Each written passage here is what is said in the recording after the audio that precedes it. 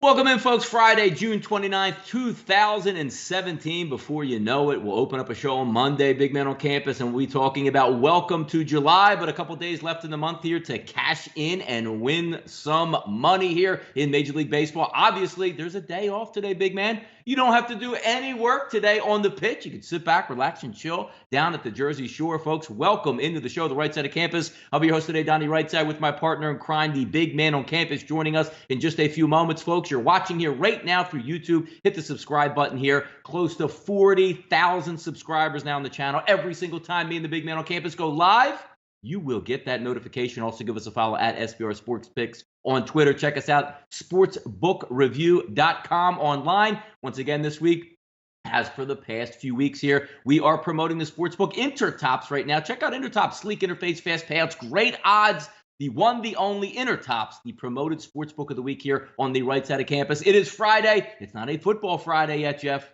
Welcome into the show, big man.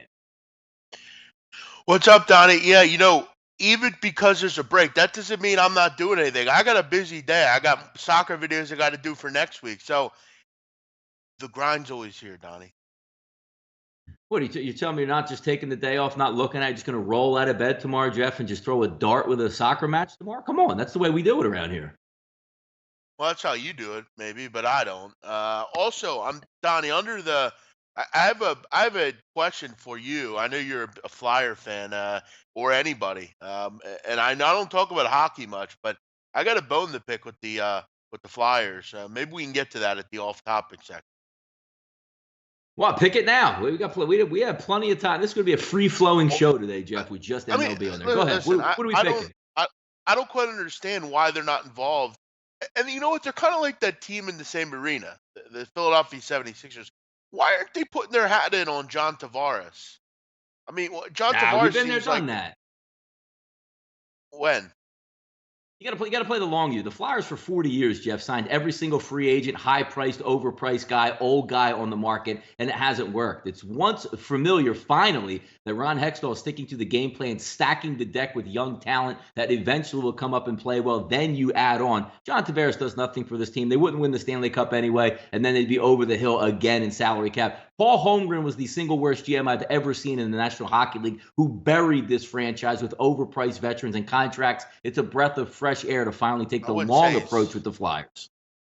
Well, he's only 27. I wouldn't say he's overpriced veteran. I mean, and again, I'm not a hockey guy, but according to some things that I've read, it seems like it's a bit of a whiff by them to not do anything. It seems like they need some help, but again, I guess. I mean, I guess that's what they're doing. But I don't know. He's only 27. Doesn't seem like a big gamble to me. But No, I mean, it's always fun to get the top price free agent, but the Flyers at least are sticking to a game plan and not deviating it, making that huge dent there. And then, maybe you have to get rid of some of the young guys to afford them under the salary cap. You're trying to play the long game here, which is the Flyers never do. I mean, hey, we're talking about 74, 75, 75, 76, the last time that the Flyers won a cup, doing it the unsalary capped way with Ed Snyder throughout the 80s and the 90s, where you just overpay for everything out there. And then all of a sudden you get a salary cap in here. You can't do that anymore. So I appreciate what they're doing, but it's nice though. At least you have some other teams around you. Sixers are getting good. The Phillies are getting good. The Eagles won a Super Bowl. So you don't have to rely on the Flyers like we had to do for so long when everybody else in the city was bad. I guess I want to win every year. No, I mean, hey, I understand that. But getting John Tavares, that would just be the old Fly. That would be a Paul Holmgren old Flyers move. Waste your salary cap and pray until the Flyers get a goalie, which they do have the kid Hart in the minor league system that I think is going to be pretty good. Doesn't matter who you have on your team unless you have a goalie. So until they figure that out, and it's probably been about 40 years since they figured that out, since Pelle Lindbergh and Ron Hextall in the 80s, they won't do anything anyway. I hear you. Keep it moving here, Jeff. We'll get to the morning headlines here. A little bit of Flyers talk that earlier. Ian would probably be very impressed with that, Jeff, us leading off the show with a little Flyers talk there. Soccer break. Yes, no game action today, Jeff. We're typically used to 3 games every day. Past couple of days, 4 games in. Now you're going to get that Friday breather. But, hey, if you are a true soccer aficionado, Jeff, the Sweet 16, I know it's not called that in soccer, but these 16 matches, I was looking today where they were breaking down the brackets, Jeff. One side looks like an all-world side. The other one looks like somebody's going to get a free pass right into the finals. Yeah, I mean, the one side is fairly weak. I mean, England, the side that they're in. But, Donnie, for me, the grind never stops. Today I'm taking on, a big time game in the Irish League. You got Cork City, you got Dundalk. What more could you want? I mean, soccer is just a great sport. It's worldwide, everywhere. There's always a game to get involved with. But you're right. I mean, the side of the bracket isn't particularly good, and that's why we saw last night with England and Belgium. No one really wanted to win that game. Belgium ends up winning it, but I don't think anyone really wanted to. England set up pretty well. I mean, England at 7.5 to 1 now to win this tournament, which is quite amazing. Bookmakers in agreement that group's not very good. All right, keep it moving down the list, Jeff. Winston suspension finally made official by the NFL. We heard about last week some of the rumblings out there. The Adam Schefters of the world releasing information that he would be suspended 3 games and not cop a plea deal with the NFL or try to challenge that a la Tom Brady, Ezekiel Elliott, drag it out. So he gets a 3-game suspension. But watching the hot takes yesterday, it is pretty amazing here. I mean, you have just bad trouble following up for all these years. Seems like the same MO out there. And the one thing that the NFL does have a big image problem with is Jameis Winston basically said, yeah, I did sexually assault this woman, but I'm not going to actually say I did it. Give me the 3 games. Let's put it behind us here, which is kind of interesting with the history because obviously we see Tom Brady deflating some footballs here, getting much more. You get guys out there that are doing, smoking weed and getting full-year suspensions. It's kind of interesting that a guy with it's not even a rap sheet because he wasn't convicted anywhere, but assuming the risk of the assault there and saying, yes, I did it, but I'm just going to say I didn't do it. Only getting 3 games. You watched a lot of guys around ESPN yesterday say the Tampa Bay Buccaneers should cut bait with Jameis Winston. It's just a bad overall look for the franchise. I don't know if they're going to go that deep there, but you got to get your act together. You just can't blame stuff on alcohol, Jeff. Well, this is an interesting story. I mean, it's not an interesting story for what happened, but it's a story of. I think the NFL at this point is. You got to wonder, Donnie. I mean, there were no. I mean, he wasn't convicted of a crime here. You wonder if this was possibly just him being who he is and the NFL coming down on repeat offenders. I mean, Jameis Winston got in trouble for such similar situations like this at Florida State. He's been involved before, but according to him, he didn't do anything here. Ronald Darby was in the car, said he didn't do anything. Wasn't in the Did he car. do anything? That's the problem. Yeah, that which brings up the next point, Jeff. You need ride or die friends like Ronald Darby, who got him out of the rape charge by probably lying about that as well. And then he lies about being in the Uber with Jameis Winston at the time with 3 other people, and that was proven false, where it was only Winston and the driver of the Uber in that. So I mean, friends like Ronald Darby, I mean, does he get a lot of money under the table, like to try to cover up? Because you need friends that will just lie for you straight up, time and time again. I guess it just really comes to the point of you see the NFL now disciplining people on, you know, just the fact that it was involving them. It's really speculation.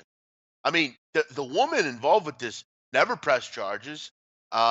She reported it an incident to Uber, but she never pressed any charges against Winston. Um, do I think Winston did this? Um, no, I don't. I don't think he did this. I think. Listen, we can agree that at this point, Jameis Winston has still some maturity issues. We saw that on the Hard Knocks, and we've seen that around him. But I don't know. I mean, I think the NFL. I think we all as NFL fans are in a tough spot with this because we're starting to see this, Donnie, with with certain things. I mean, whether you did it or you didn't, it's not the point. It's the fact that it was said that it possibly was done, and as the NFL, they don't want to see that, and that obviously, as far as personal conduct, might affect that and breaking it. It's an interesting thing. I've seen people say he should be cut. Um, what they do is we'll see. But I don't know. I mean, he was convicted of a crime here. It's really just all he said, she said, speculation. Um, do I think he was in the car, maybe trying to get He with did the it. chick? Maybe. I don't know. I'm not one to speculate. I don't. He wasn't convicted of anything. I don't know if he did it. Maybe he did. Maybe he didn't. I'm not going to defend the guy. He's going to have to learn, and he needs to. He needs to get the writing on the wall here. He needs to wise up. I've said this time and time again with him. Um, you know, I think this is the last straw for Winston. He'll probably get skate through this here, and he'll do a suspension and come back, but he needs to wise up here. Yeah, I mean, you're right. I mean, you're looking at, a guy who would have the, whole world by the what's out there. I mean, NFL quarterback, star, big contract, tons of appeal, especially playing in the state of Florida. After you played for Florida State, you got all those, local, car dealerships, sponsorships, and now those are going to go away. And he's going to be lucky if he gets that second big contract. But, winning on the field cures all, Jeff. I mean, a couple years ago, again, not proven guilty was Ben Roethlisberger, who went out there on a, 3-year spree. It seems like just grabbing up every woman he possibly could, paid some money under the table, got out of it, quickly got married to rehash his image. And, here he is still starting quarterback and probably getting major deals and, still a superstar in the NFL. So he could clear it up quickly the same way Big Ben did if he wants to.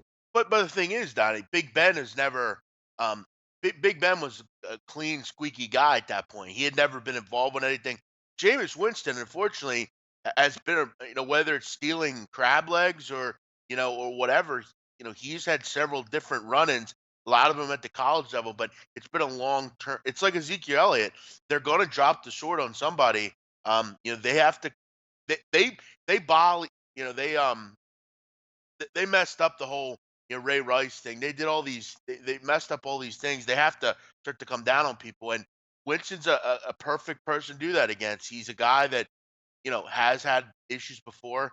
He'll probably just accept it and move on. I mean, I think we saw last year, Donnie. No one's going to appeal anymore. You're not going to win.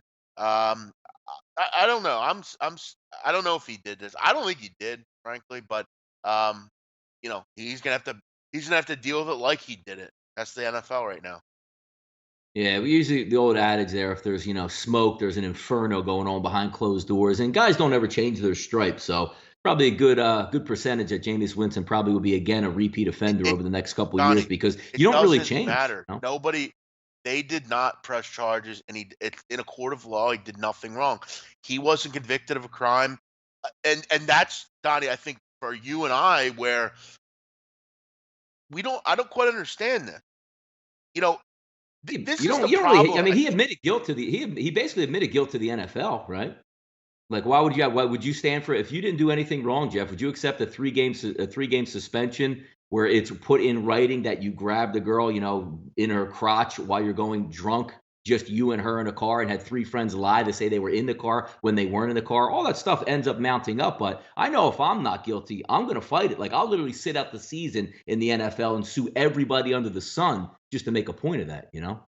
Yeah, no, listen, and that's kind of maybe I'm looking at it maybe he just said, you know what, I probably can't win this appeal. They're going to do what they're going to do anyway. Maybe he was He advised. did this now business. Yeah, you're right. Business wise, he did the absolute right thing because what do you Right, want and to have he happen here, Jeff? String it out. Even though, let's just say you did do it. Look, put this, but everything in life is put it behind you as fast as you can because we know as the American conscience, Jeff. The next day there's another story that's going to bury your story. So just get it out of the way and move on. I hope he doesn't do it again because it would be a shame to throw away your life. But how could you act so stupidly, making all that money and be in a position where you're role model, quote unquote, and so out of here screwing around. But for him himself, the franchise, and the NFL, it was absolutely 100% best that he didn't fight it, and now you can just bury it.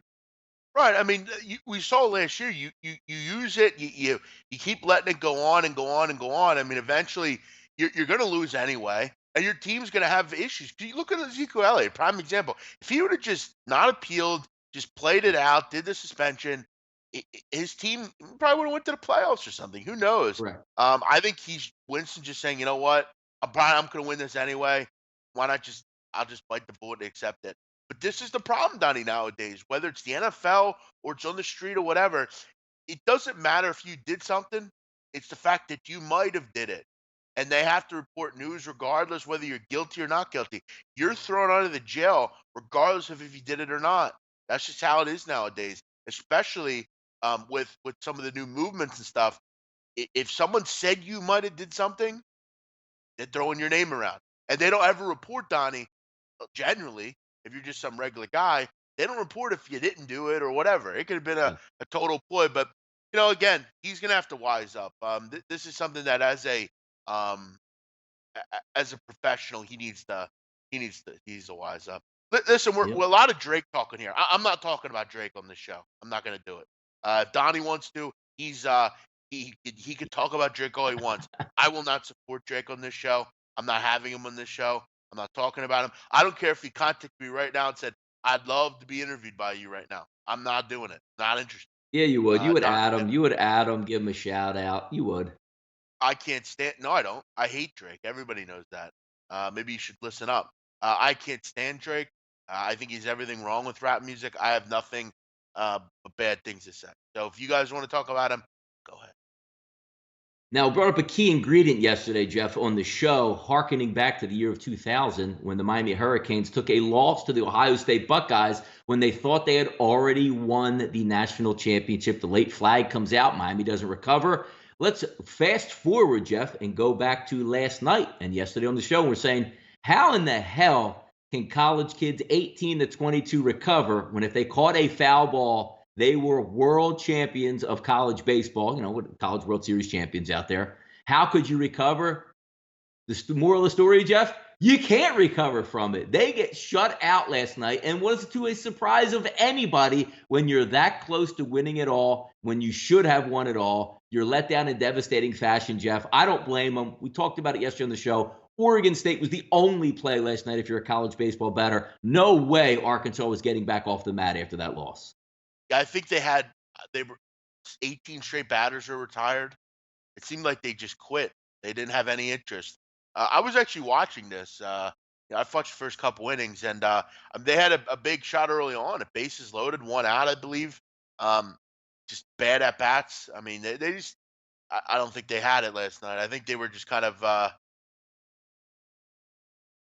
They just were lost the night before, and that's a tough way to be if you're a college kid. I mean, you saw the guy on the bench get thrown out of the game. They were just, I think, frustrated, disappointed.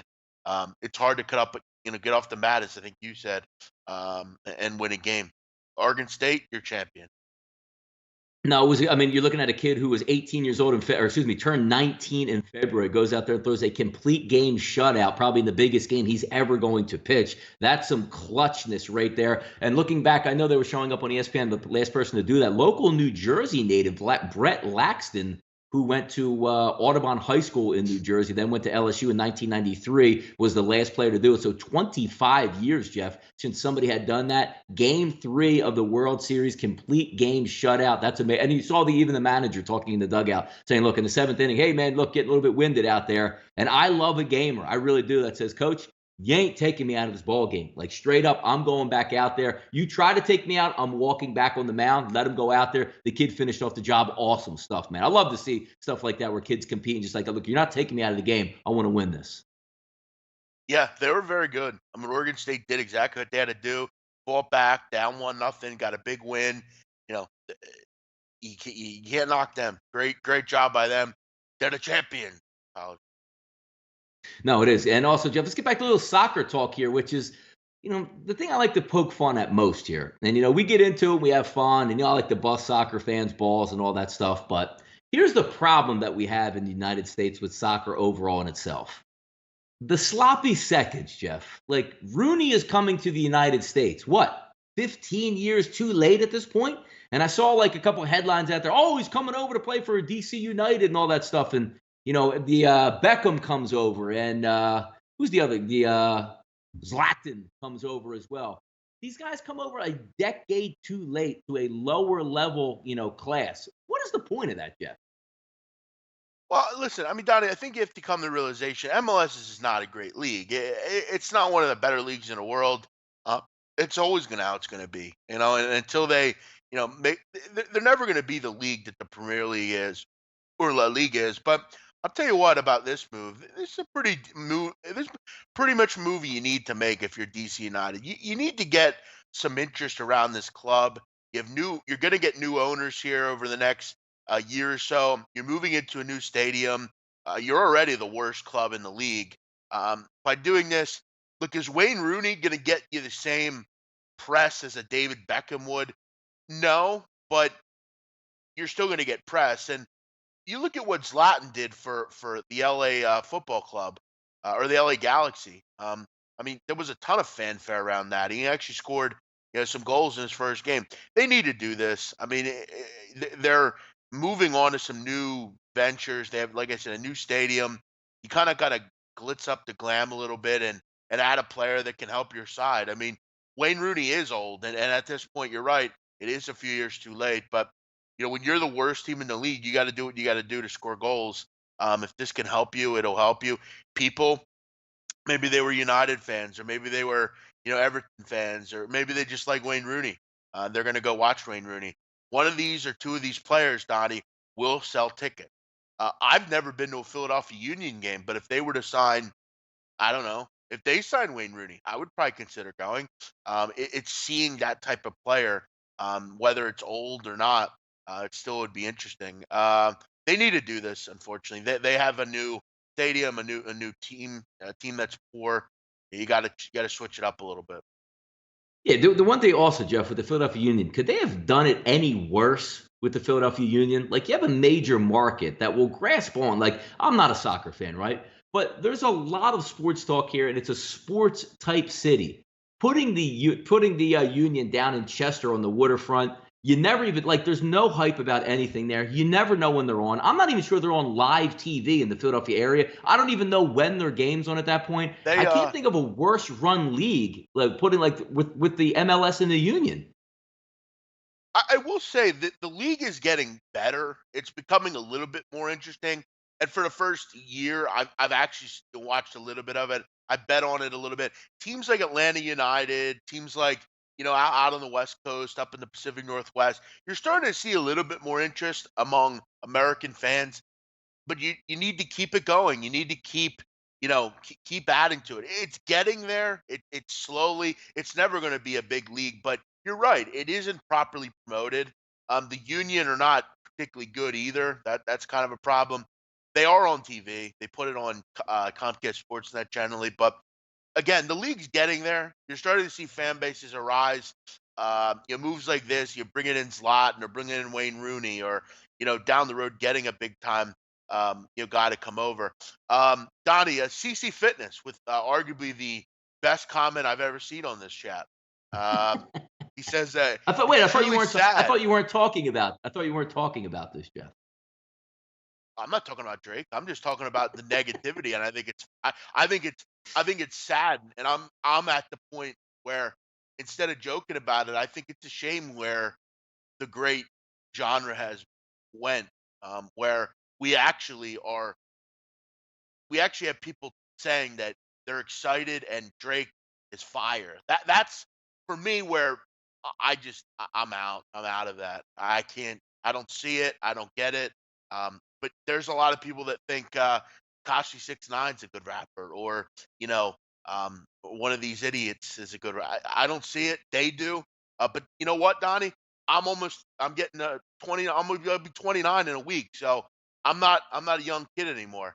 These young kids, they like that stuff. I don't like it. And Donnie, I'm proud that I could finally call someone a young kid. These 18, 19-year-olds, they like that kind of shit. I don't get it. Yeah. I don't see it. But I'll stick to No, you're yeah, Jada because Kiss. it could be That- construed like same as me also. Like I was a grew up obviously in the 80s and the 90s, went to school in northern New Jersey in the mid 90s when rap was exploding on Hot 97. And it was an amazing time to be up there. The hip hop center of the country was New York City. It was awesome. But I can't be at this point, Jeff, like old man yells at cloud saying because maybe in the 90s when like Wu-Tang Clan, Biggie, and Pac were going at it, the old heads were saying, you don't know nothing, man. Sugar Hill Gang. That was real classic hip. You know what I mean? Like I can't weigh in on say it's awful rap and stuff like that because I still, on YouTube and all that stuff when I'm in the gym, it's all 90s and early 2000s, late 80s stuff for me, EPMDs of the world, stuff like that. So I can't be old man yells at cloud and say it's awful. I mean, kids like it, I guess. Yeah, well, listen, and that's the thing. Like, I'll never not like if you want to listen to Drake, like that's your business. Go ahead. Like, I'm not gonna tell you nothing different. But for me, I just prefer to listen to some of the older shit, And I think for me that was the glory day of rap, and I think all of you and all the other hip hop heads would agree. Listen, there's a lot of shit nowadays that I don't understand. And yeah, I'm very old man on the lawn-ish, and people know that. But I'm set in the ways of the old school and how it used to be. I hate Twitter. I hate music. I hate everything now. It all sucks. Um, to compare, like you actually are going to compare a Fire album was Philadelphia Freeway or The Becoming or Reasonable Doubt. Um, a Fire album's not Drake. Come on, don't disrespect the rap by saying stuff like that. I don't see it. Yeah, Chris Lomas brings up a good point. Late 80s, mid 90s was the best for him, all about the West Coast. I mean, you want to talk about rivalries, Drake or Meek Mill. How about the rivalries East Coast versus West Coast? Didn't get any better. Didn't get any better, man. It was awesome. And I'll go on record as saying this. Meek Mill, I've many times discussed. I've enjoyed Meek Mill's up until basically Dream Chasers. Like before that, I love Meek Mill. I've loved Meek Mill. I mean, since he was a kid, I remember that kind of stuff. I liked him then. Do I love his music now? Not particularly. I was a big fan of his stuff pre Dream Chasers. Flamers 1, Flamers 2. That's when I like Meek, and I'll always support Meek. He's a Philly guy. And do I like him? Yeah, he's one of the rappers I do listen to nowadays. But yeah, I mean, all that old school stuff. I mean, it's Kingsley may do. I mean, some of those albums that he's talking about, just complete legendary. Yeah, fun. No, it's fun. It was fun to see it evolve over the years. It's a much different scene now than even 10 years ago. But even like, just check from like the fashion standpoint, Jeff. Going back, Sure. the big baggy jeans out there, what they wore from like 1995 all the way through like the Iverson years, as I like to say, like 2003, 2004, 2005, and then Lil Wayne Oh comes man. out wearing like the skinny jeans out there, and it completely changed everything. But that whole rap hip hop mentality from like the mid 90s through mid 2005, that was the genre right there, man. And sometime I would love to go over that because that was my literally heyday. Like the way we dressed back then was, I mean, it was so good. I mean, it was so legendary. Like the 5X t-shirts and the long shorts and Yep. the jerseys. I mean, Donnie, Donnie, you know what? Next show, I got to show you something that I found. Yeah. I found it down here actually. I didn't know where it was, but yeah, it was a glorious time to be alive. The '90s and late '90s and 2000s. What a beautiful Yep. historical memory that I always have. I mean, I truly want to get choked up, Donnie. It was that perfect. Everything about 2000s was just. I'll always thank God I was born in 1989. I had Yep. Yeah. What literally the the greatest Fubu, Sean John, Pelly Pell, Rockaware, all that stuff. back Yeah. There you then. go. Oh All my that. God. So it was literally the greatest, like the greatest time to be alive. And I really, and that's the biggest thing for me with some of the younger kids. I truly am sorry, and I'm sad that they weren't able to grow up when I grew up. It really was, and I'm sure same with you. That 20-year period from the '90s till like 2008, 2009, it was just some epic time. Yeah. No. You could certainly go back on that. We'll keep it going. But yeah, that's always a nice stroll down memory lane when you could just tell by the pictures. Like you go back to my high school days and then see how it evolved in my college days. The early 2000s. You can even do the same thing with with technology with phones, where you say like, how the hell do we use that flip phone? You know what I Oh, mean? bro, StarTAC listen, Motorola's and stuff. the Nextel was everything, bro. In the Philly area, Chirp chirp. everybody had a chirp. Yeah, everybody had a chirp. And you didn't know anyone's phone number. It was always, yo, what's your number? And you'd give out your 102-963 number. All right, yo, I'll chirp you. And then Boost came out with a chirp, and that worked Mhm. on Nextel. So everybody had it. Donnie, do you remember Jabode? Jabode was big around the Philly area. Jabode jeans. They Yeah. had the little strap on them. Man, Yep. it was so good. I just wish for one day I could go back and live through that, like again. Cross. It was- Yeah, CC coming out with cross colors. I mean, we're going with it's some good stuff, man. Going all the way. That's all the way back into the '90s, man. The cross colors, South absolutely. You Pole. even had the skids jeans or whatever the pullovers or pull ups, man. Oh my God, just going back to all that stuff, Donnie, hilarious. I was a complete shithead back then because my mother, like, I remember, and I still feel bad to this day because I would make her buy all this shit, and I remember she would say to me, "What about South Pole?" And South Pole was off limits. No South Pole in my fucking house. Like South Pole was like the low level streetwear. it was like on the same level as like Mecca, and that was real like weak shit. Like I never wore South Pole. For me, it was always Sean John, Rockaware, your Bode, academics. That was oh my god, it was so good. Man, I want to go back to that so bad, but Yeah, that's pretty yeah, good. I mean, we all we have is memories now, Donnie.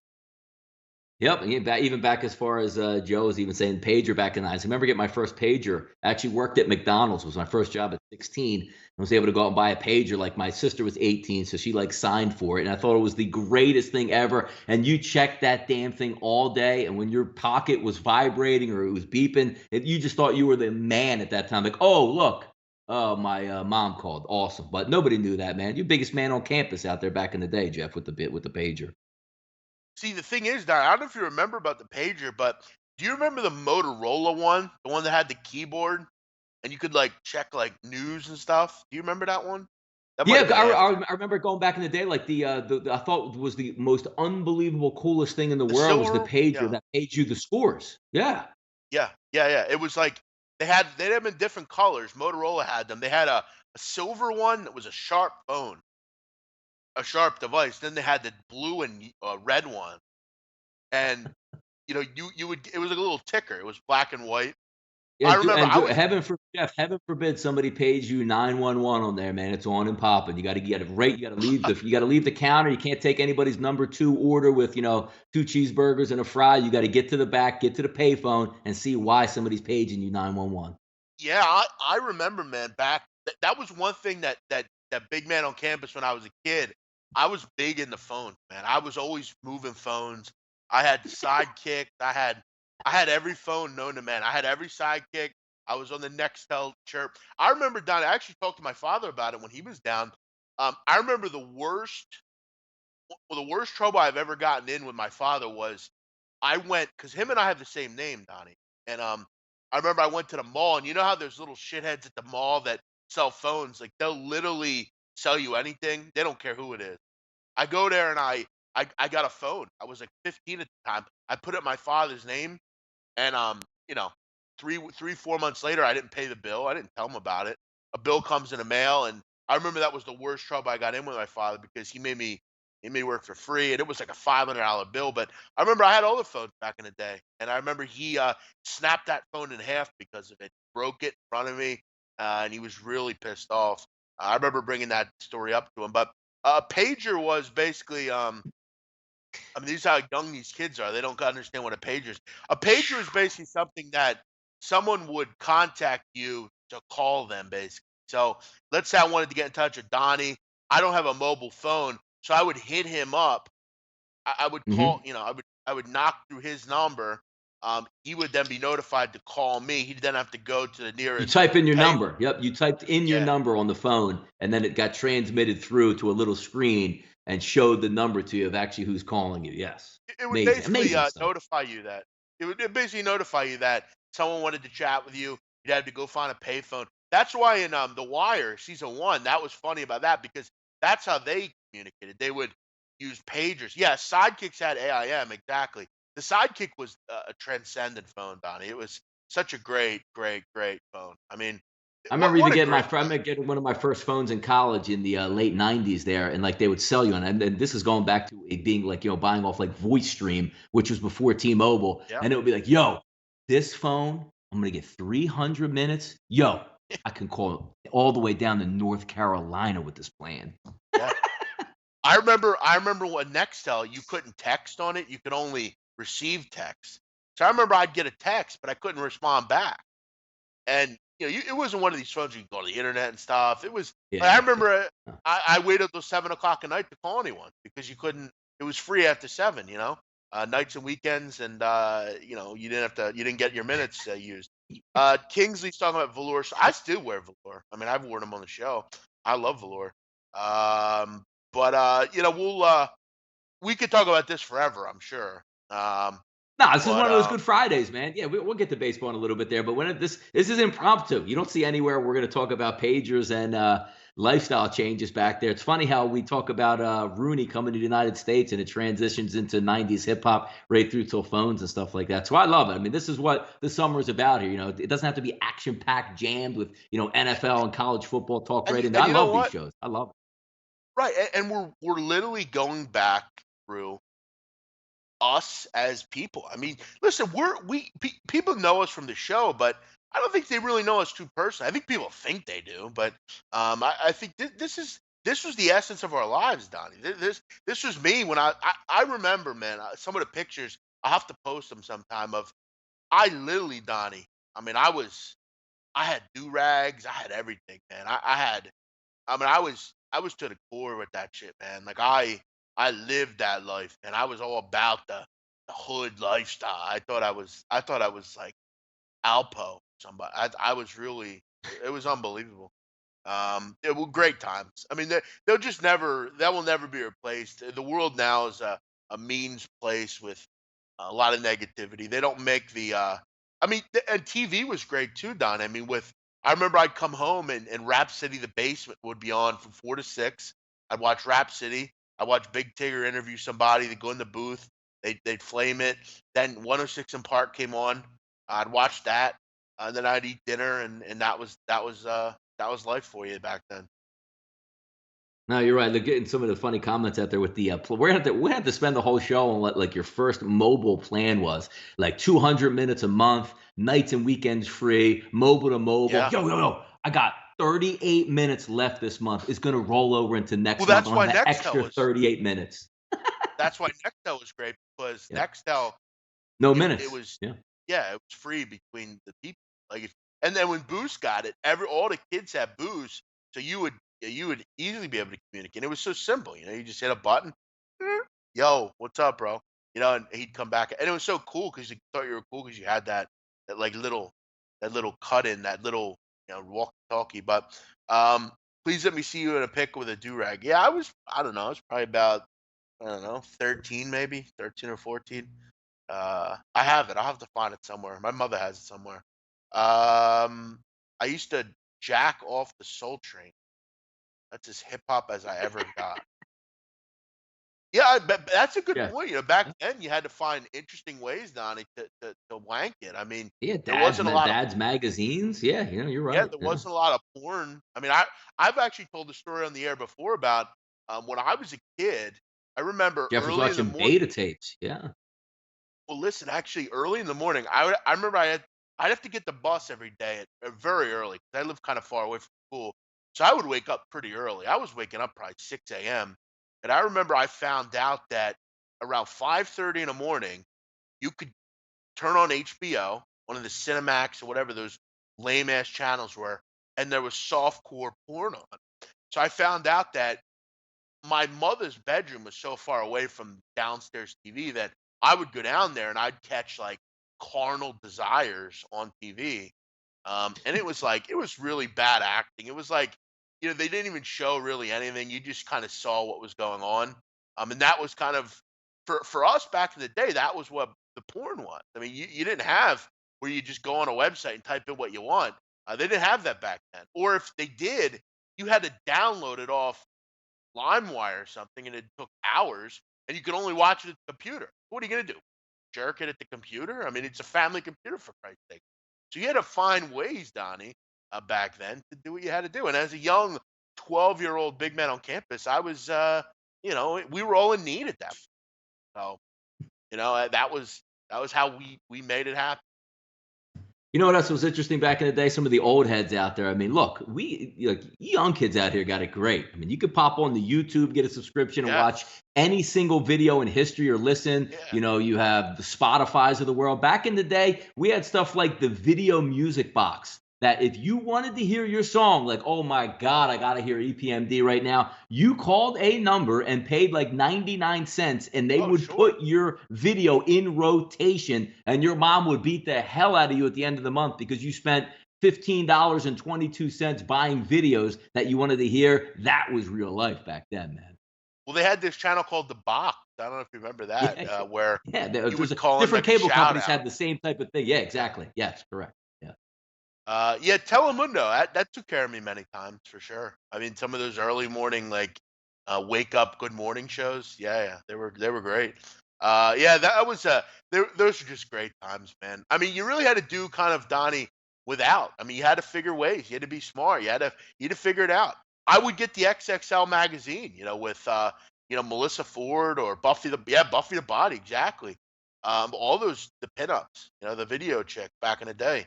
Um, yeah, that was and you know what, Donnie? You felt good for the rest of the day. You took care of yourself in the morning.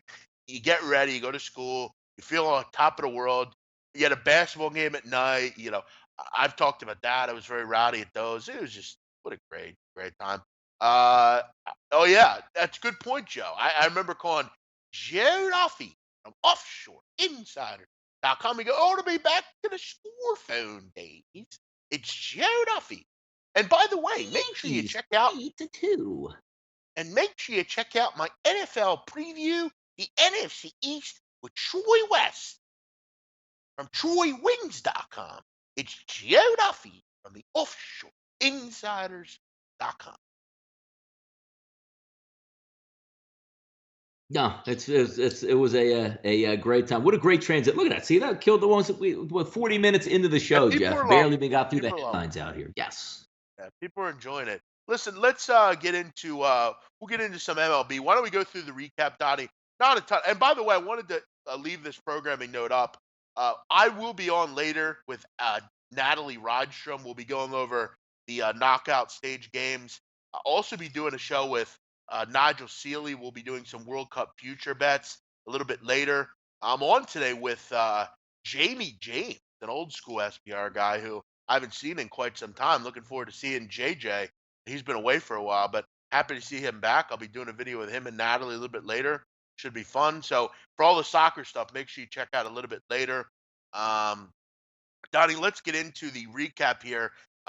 Quickly, I'll just run over some things here. Aaron Nola, another big night for the Nola. He gets it was fantastic yet again. I kind of Good. thought the Phillies were the right player. I think you had them. Good move by you. Yeah. Washington tried to make it interesting late in the game, and the Phillies bullpen tried to make it interesting, Mm. but Nola Yep. and the Phillies get it.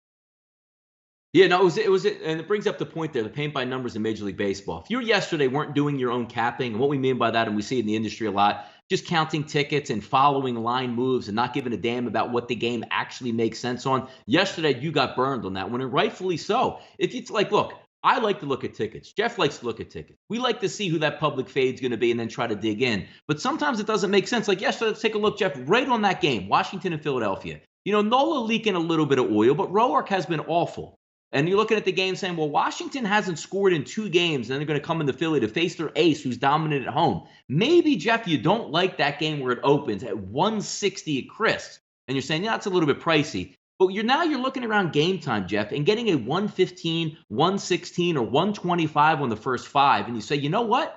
That's value on the Phillies right there. If Nola loses this game at 115, I can live with it, where maybe you can't win at 60. Or even if you're looking at Zach Greinke, who did everything yesterday, driving in runs, stealing bases, scoring runs yesterday, and you say, you know what? Why is Greinke only like 150 or 155? And you just go by that. But yesterday, I believe, Jeff, of all the games, I think only one game, which might have been the Kershaw start for the Los Angeles Dodgers, where the public side went down. But paint by numbers yesterday, if you took the better team, like the Seattle Mariners over Yacobonis and the boys, you won that game. It was very easy. It's nice sometimes when you see those games out there that, you know what? This team is supposed to win and the numbers all hold true. Yesterday was your day if you were just a numbers guy and saying, damn, these line moves. I don't care where they're at.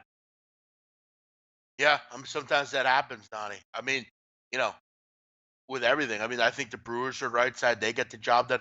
Another tough beat on fucking baseball, man. I mean, I thought that game, I capped it. I got lucky. I'm proud that it was only 5-4, I think. Just a useless run, I guess an insurance run, and I lose by half a run in that total. Tough sledding. But Greinke, he had a big game yesterday. He I think had a hit as well, an RBI. Greinke doing it all. They shut out the Miami Marlins 4-0. Big win for the Diamondbacks. They keep it going. And Donnie, you mentioned the M's. They just keep winning as well. Bad teams find ways to lose games, and Yeah. That's what the Orioles seem to always do, no matter what. I mean, they're just, and that's why they're poor. That's what the Orioles do, no matter what. I mean, and that's why they're poor. They can't find ways to win games like that. I mean, you go down the stretch, and I'm not really a live wager guy in baseball. I sort of just let it settle in, and whatever happens in my game happens. I didn't have a wager yesterday on that Mariners game with Mike Leake and Bonus out there. But did we have any idea, Jeff, when it was like 2-2 in the eighth inning, and you're saying you already know where this game's going? The Mariners know how to win these games and expect to win these games, and the Baltimore Orioles are horrific. It was no surprise, it ended up 4-2 in the extra innings there. That Seattle won. They're a good baseball team, and when you're used to being in those situations in the dugout, you think there was panic in the Mariners dugout yesterday when they're 2-2 in like the ninth or 10th inning? No, dude, somebody's going to step up and get a big base hit, and they did, and they closed it down and win 4-2 in that one. Good teams win like that, man. Yeah, you're totally right. What else do we have here? Yankees, Red Sox tonight. Let's get to that. Yeah. We got some big games this weekend in baseball. Donnie, what do we have on the card today? Let's jump into it. Yeah, we'll go down a couple of these games. Don't have very much time to spend on it, but there are some really nice games if you want to look just for viewing purposes. Betting, obviously, is what we do. 9-17, 9-18, Jeff. That Boston-New York Yankees game that you just brought up. Two lefties on the mound, Rodriguez and Sabathia. These are one of the moments I used to always joke about, Jeff, with CC Sabathia. It's going to be what, in the low 90s, maybe mid-90s in the Bronx by the time this game starts. We'll see what CC is. Of course, I mean, he's a 4 to 5 inning pitcher at this point, but you're going to have a nice bullpen behind him. The Yankees got the day off yesterday. The Red Sox did not, so we'll see what takes place. But a good game out there. And look at the line movement, Jeff. -115 opens up at Pinnacle in the favor of Boston. Chris does the exact opposite, Jeff, and opens the Yankees at a -115. If we take a look down the string, CC Sabathia taking some money, -122, -125, over under 9.5. I got to say here, I'm not a big CC Sabathia guy. But the one thing I'm not interested in, Jeff, if we flipped over this series and said it was in Boston, you would lean Boston here. But I'm not about banking on and just betting against the Yankees in the Bronx at this point. No, I hear you. This is a tough game. I mean, you have Rodriguez, who doesn't ever seem to lose. They never seem to lose when he pitches. You mentioned the weather. Sabathia could have some concerns and problems in this game. He faced Boston earlier this year, 4 innings, gave up 4 runs and 9 hits. Wasn't particularly sharp in that game. There's really I mean, you're really flipping a coin in these games. You have two great teams. Both really want to win this division. This is going to be a great series as far as must-watch TV. If you want to watch baseball, I know some people don't want to watch baseball or like it or whatever, but this is a series I think you have to watch from a baseball perspective. It's a real toss-up to me. I have no betting interest in this game. Maybe with the way Rodriguez has pitched lately and Sabathia, maybe you just take a shot with the under. I could see like a 5-4 game here, and it just stays under the number. At 9.5, even in that ballpark with the weather, I mean, you have two good offensive teams, though, which is always the problem. This is a tough game. It's a pass for me, Donnie. Yeah, you're right. You're right. I mean, it is going to be a good one, but viewing purpose is going to be very good. Another one down there, Jeff, the Reds and the Brewers, two hittable pitchers on the mound, 905, 906, which is why you're going to get double digits across the board, 10 as the over-under. Always interesting to see there outside of Coors Field in Colorado. Anderson and Romano going to line up. 55% of the early tickets coming in on Milwaukee to edge out Cincinnati in this one. Over. It looks like the line opened up, Jeff, 104, 110. So about a pick 'em there and staying at the same level because Chris and Intertop's both showing a -110 favoring the Reds at home. I know the Reds lost last night. I know Milwaukee won. It's one of those teams where, sometimes you just don't like to bet against them or feel comfortable. Even though Sal Romano is on the mound, the Reds can hit with anybody and we'll keep this game close. It's about what the value is going to be. Now, keep in mind also, folks, Kane, already went out. Yesterday, Yelich leaves the game as well. So you might be looking at a 50-50 lineup out there for the Milwaukee Brewers. So keep that in mind if you're going to be betting this game and what those lineups are going to look like. Yeah, listen, I'm going under in this game. When I can get a number of 10 with this Milwaukee Brewer team, I'm going to look to go under the number. Chase Anderson and Salvatore Romano have been very good lately other than one start. Romano had a tough one against Philadelphia. Romano had one against the Cubs. But other than that, both have been very good. You look at the last 3 starts for Anderson, a whip under 1. Romano 1.1 over the last 3. He's been pretty good. These aren't knockdown, drag out great pitchers. I'm not in love with them, but I think they're good enough. I think 10 is too high for this Brewer team, whatever. You mentioned some of the injuries as well. With the way Milwaukee pitches, opponents only hitting 223 this year against the Brew Crew. They've had a great staff all season, a good pen. 10's too high. It could lose, whatever. Any baseball game could lose, but I'm going to look under the number. I think we have some decent numbers here. I mean, Donnie, you look at also the Brewers, 46-32 to the under this year. They've been a big under trender all year. 10 is too high in a Brewer game. I'll go under the number. Well, another one real quick here, Jeff, on the left coast tonight, 10:05 time start, Cleveland and Oakland. Seems like it's been a while, Jeff, since Oakland's been at home. Bauer versus Blackburn, 68% are backing Trevor Bauer, who's been really good this year. Blackburn, your average tomato can pitcher at this point out there. But line is steep, Jeff, 170, 175 across the board, over under 8 out there. We'll see if Cleveland can get back in order. It's a nice ballpark for them. Obviously, it's more of a pitcher's ballpark, but you get that extra bat back in the lineup here. I think Cleveland Indians can recreate and recorrect themselves here. But how about those Oakland A's, Jeff, after over the last, 10 to 12 games? Look like a good baseball team, but here finally stepping up in competition. We'll see what they have. Yeah, Paul Blackburn's not backable to me. I mean, 3 starts this year. He has an ERA at over almost 13, a WHIP of 2.1. Yeah, but surprisingly enough, Donnie, he's been able to find a way to win a game or two, I think. Yeah, Blackburn just, I'm not interested. I'm not looking to back him.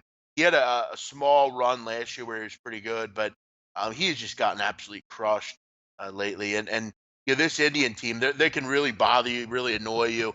You would think they'd be able to hit this guy here. Maybe an over. I mean, Oakland has hit the ball pretty well lately, but I don't have a ton on this game from a betting perspective. I just don't really like getting involved in Cleveland. If I had to play it, I'd probably look over. Yeah, sure. We'll see what it finds out there. We'll skip it through. We'll slide it down one more time. The knockout stage in World Cup action, Jeff. Just a couple quick tidbits here that we'll go over before we hit off topics and get out of here on a Friday. Matches that the BMOC is looking forward to, maybe an upset match, maybe a blowout match. And also, Jeff, who rises to the challenge? I don't mean team-wise here. What player are we looking for that says, you know what, country, get on my back. I am carrying you through to the next round.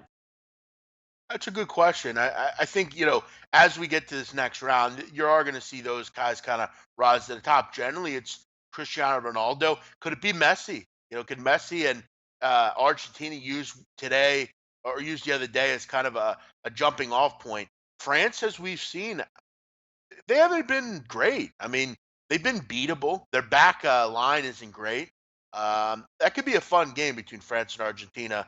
The game I'm most excited about, I would say, is, and this is probably kind of lame, but I would say Uruguay, Portugal. I think you have two interesting teams there. You have one which obviously centers around one guy. What will Uruguay do as far as in that defense to really bother him? I think Uruguay is a team that you have to look out for because they are so good up front. They have a pretty good midfield, and defensively, they're the best team in this tournament. So I'll be interested to see how they handle Ronaldo. You'd have to think that's a tough matchup for the Portuguese. I think Spain absolutely crushed Russia. Russia has no business in this tournament at this level, in my opinion. You look at what happened with them in the group stage.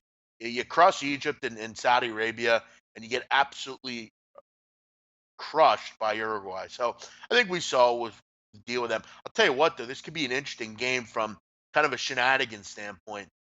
If Russia's down 2-0, what are the lengths they go to keep themselves around in these games? I'm interested. I like Croatia's matchup, obviously, with Denmark. I think that's a very winnable game for the Croats. And then some of the later games, Japan finds a way to somehow get to this tournament, into this round, with the fair play rule, which, by the way, all I hear is people knocking the fair play rule. What do you want them to do? What's your idea? There's always complaining on rules and stuff, but there's never okay, here's what you should do. What should we do? Should we flip a coin? What should we do? Should we have it someone pick a number and whoever's closest? What should they do? Um, I don't really have an answer to that. I'll just leave the rules the way they are. But I'll tell you a guy to step up, Donnie. Colombia is going to have a tough time of it without James Rodriguez. If he doesn't play, I think England will win. England has a real ability, Donnie, to get to the semifinals of this tournament. And I think Harry Kane will be a household name if he isn't already. He should be in every household if he's not. But that layperson, they may not know who Harry Kane is. They're just coming around to the World Cup for the first time. Donnie, before the World Cup, did you know who Harry Kane was? I did not know who Harry Kane was, no. There you go. Do you know who he is now? I do know who he is now. Yes. There you go.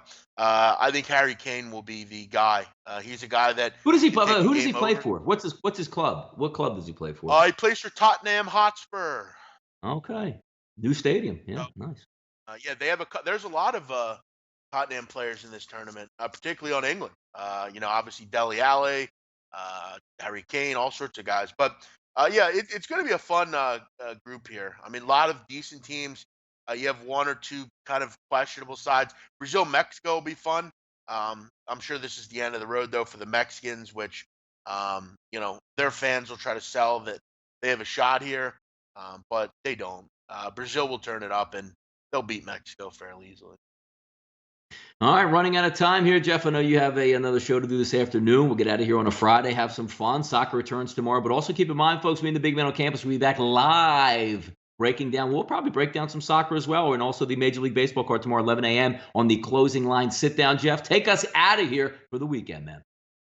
Yep. Hope everyone has a great weekend. As Donnie said, we'll be back tomorrow morning with a full look at the baseball card. We'll go in depth on each game, game by game. We have some time to kind of chat about it.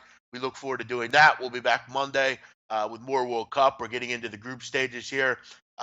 We might, I think, next week try to, Donnie and I meet up together, him and I, down at the shore here. So we'll do that and more next week. Everyone have a great weekend.